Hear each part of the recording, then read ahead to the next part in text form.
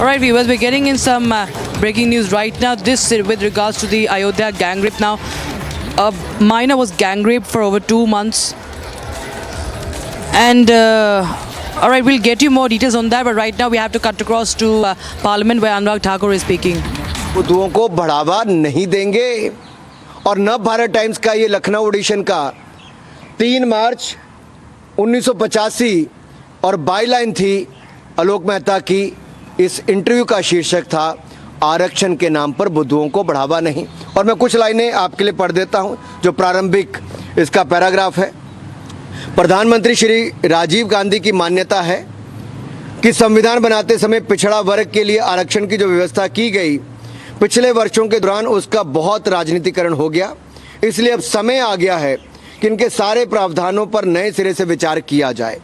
वास्तव में दबे और पिछड़े लोगों को इस सुविधा और सहायता दी जाए, लेकिन इसका विस्तार कर विभिन्न क्षेत्रों में बुद्धुओं को बढ़ाने से पूरे देश को नुकसान होगा।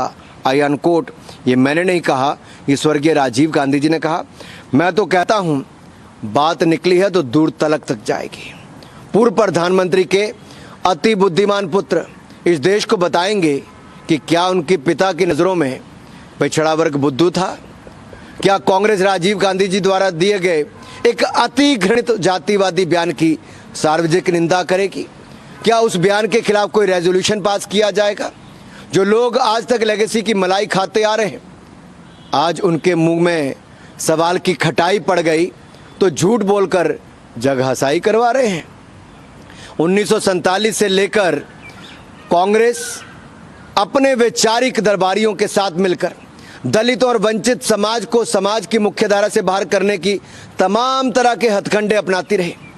जब जवाहरलाल नेहरू जी से पूछा गया कि दलित और आदिवासियों को आरक्षण क्यों नहीं दिया जा रहा, तो उन्होंने बहाना बना दिया कि उन्हें आरक्षण देने से उनके मन में हीन भावना भर जाएगी, इसलिए उन्हें आरक्षण नहीं दे रहे। नेहरू जी ने तो अपने सारे मुख्यमंत्रियों को पत्र लिखकर बता दिया था कि वह किसी भी प्रकार के आरक्षण के खिलाफ हैं। इंदिरा गांधी जी की भी यही नीति रही। और बीबी प्रसाद मंडल जी, जिन्होंने मंडल आयोग की रिपोर्ट लिखी, इस रिपोर्ट की इम्प्लीमेंटेशन को भी राह ताकते रहे। मंडल जी का स्वर्गवास हो गया, लेकिन इंदिरा जी और राजीव गांधी जी ने 10 साल तक इस रिपोर्ट को लागू नहीं होने दिया। राजीव गांधी जी तो खुलेआम मंडल आयोग के रिपोर्ट को लागू करने का विरोध करते रहे। और जब काका कालेलकर की रिपोर्ट आई थी, तब भी कांग्रेस ने वर्षों तक इस रिपोर्ट को दबा कर रखा। और मुझे एक शेर याद आता है, लम्हों ने खता की, सदियों ने सजा पाई। अगर सामंती सोच वाली कांग्रेस पार्टी ने उस समय मंडल रिपोर्ट और काका कालेलकर की रिपोर्ट में कीड़ा में रोड़ा नहीं अटकाया होता, तो आज स्थिति कुछ और होती। ये जो तुम इतनी वफा दिखाते हो सनम, डर है ये कोई नई दगा तो नहीं? पूरे देश में पिछड़ा दलित आदिवासी समाज को राहुल गांधी जी के इरादों पर शंका है, क्योंकि ये उसी परिवार और पार्टी के सर्वे सर्वा हैं जिसने आज तक सारी जरना और मर्यादाओं को तोड़कर आरक्षण का विरोध किया। सामंती जब समाजवादी बनने का ढोंग करते हैं तो बड़े खतरनाक होते हैं। और कांग्रेस ने तो मोदी जी के बहाने पिछड़ा वर्ग को गालियां दी, अपमानित किया।